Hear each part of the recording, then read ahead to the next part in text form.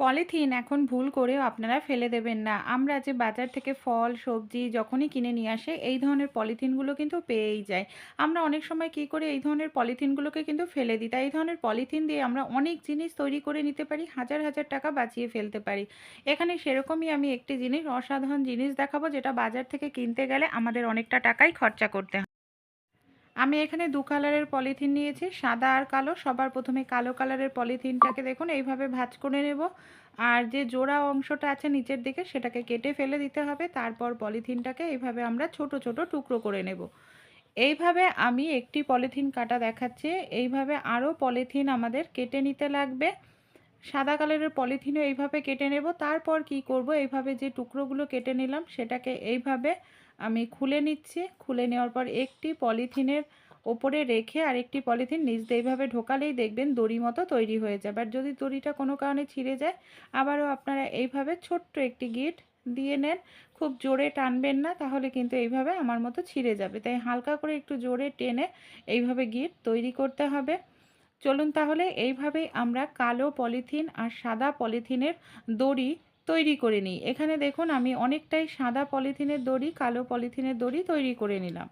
এখানে আমি একটি কার্ডবোর্ড নিয়ে নিয়েছি। কার্ডবোর্ডটা টোটাল 13 ইঞ্চি আছে। আমি এখানে 1 ইঞ্চি গ্যাপ দিয়ে দিয়ে এইভাবে দেখুন কেটে নিয়েছি।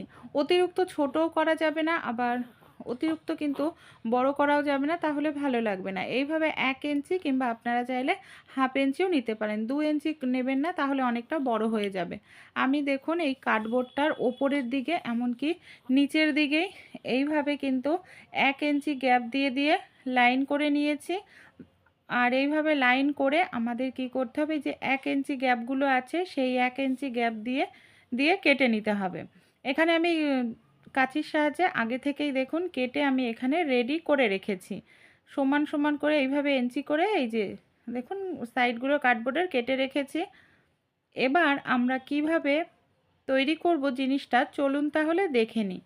আমরা যে পলিথিনের দড়িগুলো তৈরি করে নিলাম, কি করব, এই যে কাটা অংশ যেখানে আমরা 1 ইঞ্চি করে কেটেছি তার মধ্যে আমি এখানে কালো কালারের পলিথিনটা নিয়েছি। কালো কালারের পলিথিনটাকে দিয়ে এইভাবে দেখুন এই যে উল্টো দিকে ধরে কার্ডবোর্ডের আবারও এইভাবে ঘুরিয়ে নেব। ঘুরিয়ে প্রত্যেকটা ঘরের মধ্যে দিয়ে এইভাবে আমাদের পলিথিনের মানে কালো কালারের পলিথিনের দড়িটাকে ঘুরিয়ে নিতে হবে। দেখুন এইভাবেই আমি কালো কালারের পলিথিনের দড়িটাকে খুব সুন্দর করে ঘুরিয়ে নিচ্ছি। আর এইভাবে এটাকে পুরোটা যতটা আমরা কেটেছি 13 ইঞ্চি মতো ততটাই কেটে নিতে হবে। আপনারা এখানে চাইলে আরও বড়ও কিন্তু তৈরি করে নিতে পারেন। যদি আরও বড় কার্ডবোর্ড থাকে আপনাদের কাছে, তা আমার কাছে এতটাই ছিল, তা আমি সেই হিসাবেই কেটে এখানে রেডি করে নিয়েছি। চলুন তাহলে পুরোটাই কার্ডবোর্ড আমরা এইভাবে পলিথিনটা দিয়ে কভার করে নিই। এই দেখুন এইভাবে আমি পুরোটাই কালো কালারের পলিথিন দিয়ে কভার করে নিয়েছি এবং শেষেরটায় সামান্য একটু অংশ আমার এক্সট্রা রয়েছে। এটাকে কি করব, এইভাবে আমাদের পেঁচিয়ে দিয়ে টাইট মতো করে নিতে হবে। এবার কি করব, সাদা কালারের পলিথিনটা আমাদের লাগবে। এখানে আমি নিয়ে নেব একটি সেফটি পিন, আর সাদা কালারের পলিথিনটার মধ্যে আমরা এইভাবে সেফটি পিনটাকে লাগিয়ে নেব। এই দেখুন এইভাবে আমাদের সেফটি পিনটাকে লাগিয়ে নিতে হবে। তারপর এক ঘর উপরে এক ঘর নিচে এইভাবে সেফটি পিন দিয়ে আমরা তৈরি করে নেব অসাধারণ একটি পাখা, যেটা আমরা অনলাইন থেকে কিনতে গেলে বা আমরা মার্কেট থেকে কিনতে গেলে অনেকটা দাম দিয়েই কিনতে হয়। আর এটা ফেলে দেওয়া পলিথিন দিয়েই কিন্তু তৈরি হয়ে যাবে। আর গরমকাল আসছে, গরমকালে আমরা কম বেশি প্রত্যেকেই হাত পাখা কিনে থাকি অতিরিক্ত গরমের জন্য। তাই এইভাবে আপনারা হাত পাখা না কিনে পলিথিন দিয়েই বাড়িতেই বানিয়ে নিতে পারবেন। এই দেখুন এইভাবে আমি পলিথিনটাকে পুরোটা গেঁথে নিলাম। তারপর কি করব, এটাকে এইভাবে টেনে নিচ্ছি। আর যে মানে লাস্ট অংশটা কিছুটা অংশ এইভাবে বাড়তি রাখবো, মানে একটু বড় রাখবো। আবারও কি করব, পলিথিনটাকে এইভাবে একটু চেপে চেপে দেব। আবারও আমি এইভাবে পলিথিনটাকে ঘুরিয়ে নিচ্ছি। ঘুরিয়ে নেওয়ার পর আবারও এক ঘর ওপরে এক ঘর নিচে এইভাবে দিয়ে আমাদের গেঁথে নিতে লাগবে, মানে বুনে নিতে লাগবে। এই দেখুন, এইভাবে আমি এক ঘর ওপরে দিচ্ছি, এক ঘর নিচে দিচ্ছি। আর এইভাবেই আমরা পুরোটা পলিথিন কিন্তু বুনে রেডি করে নেব। এটা করতে বেশি সময় লাগে না, 5 মিনিটের মধ্যেই কিন্তু এই ধরনের পাখা আমাদের তৈরি হয়ে যায়।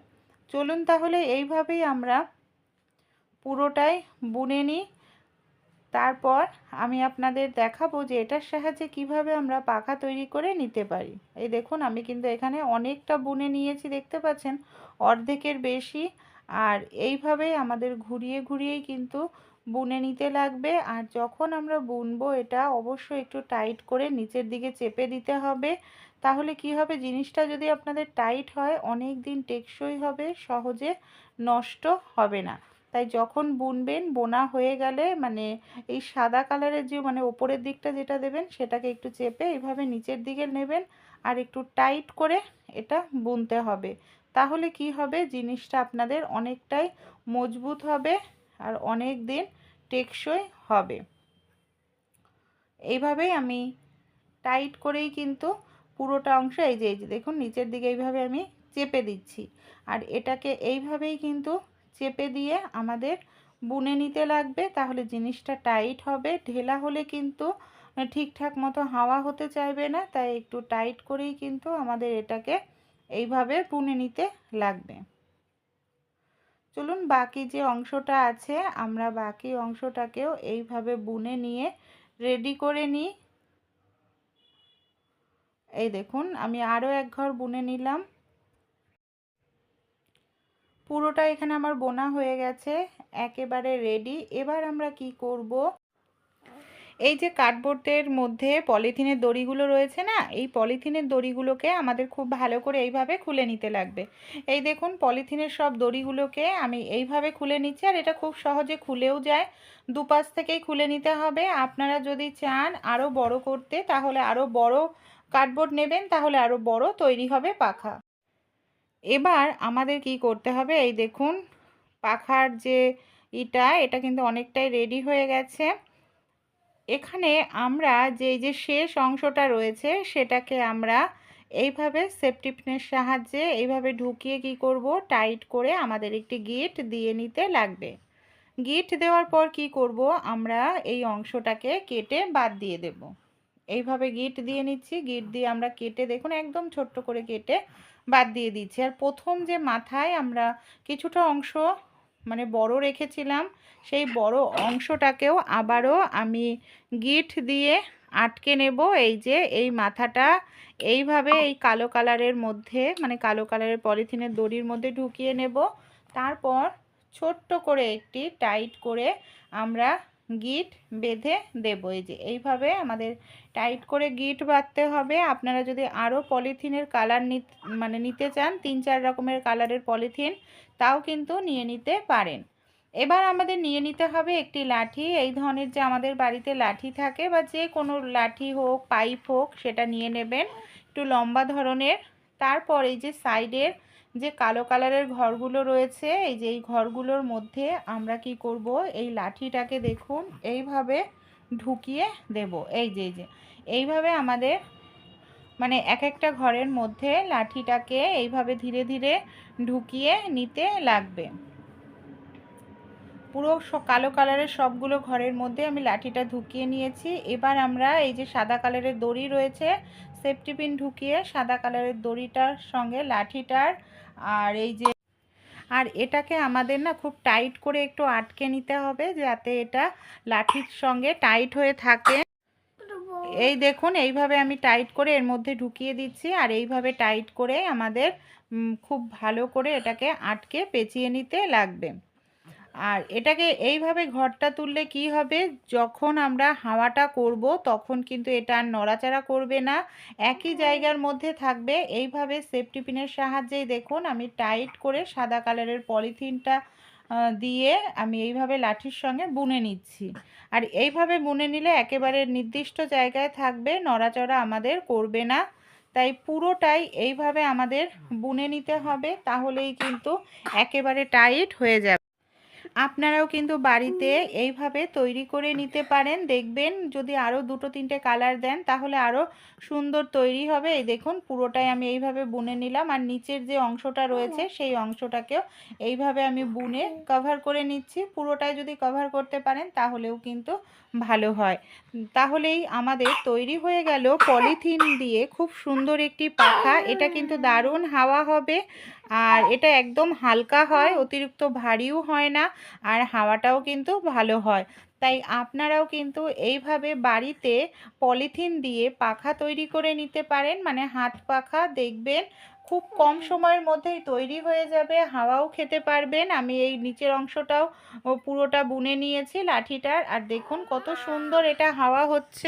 যদি ভালো লেগে থাকে অবশ্যই এই টিপসটি আপনাদের বন্ধু-বান্ধবদের সঙ্গেও শেয়ার করবেন।